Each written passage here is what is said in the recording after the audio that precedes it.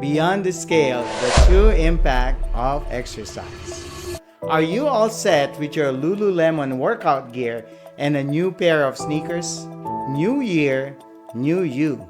Getting active is awesome, but are you doing enough to shave off the pounds? Is your strategy effective?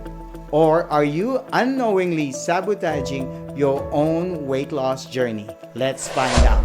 Hello everyone and welcome back to my channel, Dr. Hanz MD, where we 10x your success by optimizing your health.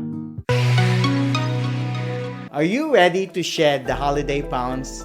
There's so much more to it than just numbers on the scale. Let's start with the basics. A safe amount of weight to lose is about 1 to 2 pounds a week. This gradual approach helps ensure that you're losing fat and not muscle. This also makes it more likely for you to keep off the weight long term. To shed those pounds, you'll need to burn more calories than you eat. Generally, a deficit of 500 to 1,000 calories per day can lead to that safe 1 to 2 pound weight loss per week. Now, how do you lose up to 2 pounds a week? Is diet the way, or is exercise the key? When it comes to weight loss, diet and exercise are two sides of the same coin. Research suggests that about 80% of weight loss is due to diet and 20% is due to exercise. But don't underestimate the power of physical activity. It's essential for overall health and maintaining weight loss. Sounds simple enough, right?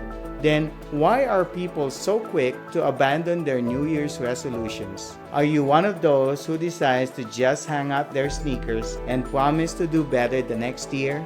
It's easy to be discouraged when the needle on the scale fails to budge. Could you be standing in the way of your own success?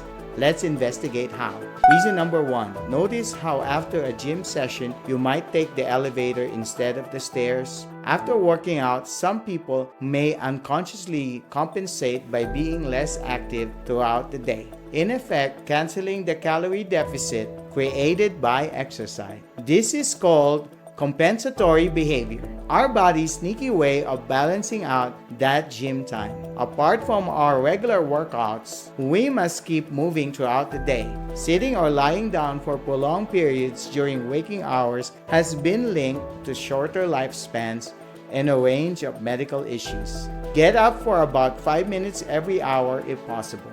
Do some quick stretches, take a quick stroll, or simply walk in place. The benefits of movement are cumulative. You can add these short bouts to meet your daily fitness goals. Reason number 2, intense workouts can also increase your appetite. That second energy bar you had after a jog, or that extra large cup of smoothie after your 20th lap in the pool.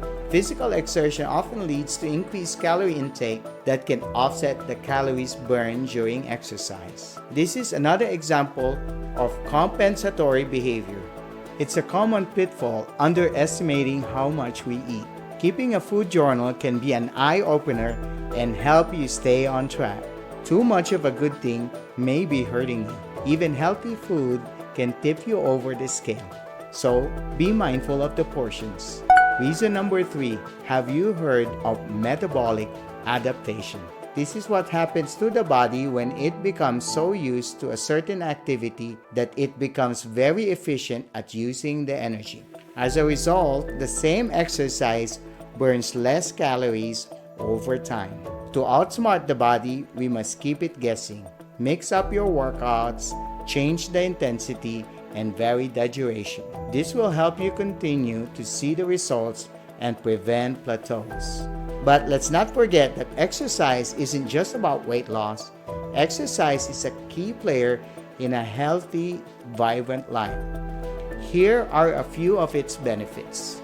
Number 1, dopamine, also known as the happy hormone, plays a significant role in our ability to feel pleasure and stay motivated. Dopamine is boosted when you're eating your favorite food, you're walking in sunlight, and yes, when you exercise. Number 2, exercise can improve your mood and help you relax by causing your brain to release endorphins and serotonin. Number 3, the brain benefits greatly from movement. Memory is improved, our capacity to learn new things is increased, and age-related cognitive decline is delayed. Number 4, want to improve your pain tolerance? Move your body. Exercise is effective at reducing pain and sensitivity and improving pain tolerance. Number 5, would you like to prevent falls and avoid injuries now and in later years? Balance and stability is maintained by consistent exercise, and there are many reasons why this is crucial. Regular physical exercise can make your heart stronger and more efficient, leading to lower blood pressure over time. It can reduce the risk of hypertension and improve your overall cardiovascular health. Consistent exercise can help control your blood sugar levels, and it can make your body more sensitive to insulin, which is very important in managing diabetes. And let's not forget the immune system. Exercise increases the circulation of immune cells to battle infection and keep them active for a few hours longer. Exercise benefits us in ways that go beyond the scale. It nurtures the body and mind, and it keeps life full of vitality and vigor. So next time you're sweating it out, remember that you're doing so much more than working towards your weight goal. You're investing in your health in countless ways. Thank you for joining me on this little chat about the wonders of exercise. Join me in my upcoming videos where we'll continue to 10x your success by optimizing your health.